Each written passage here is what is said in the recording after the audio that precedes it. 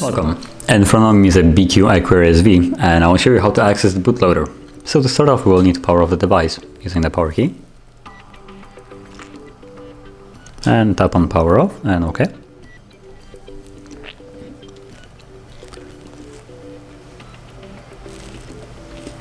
Now once the device will power off, we will hold volume up and power key. So let's do that. Okay. Once the phone vibrates while holding, you can let go.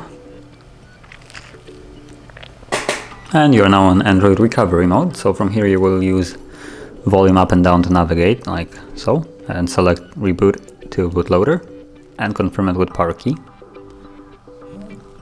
And you are now in bootloader. As you can see, this particular device has a bootloader locked, but that's how you access it. And from here you can flash new ROMs and other stuff. But yeah, now if you will want to leave this mode, you will hold the power button for a substantial amount of time.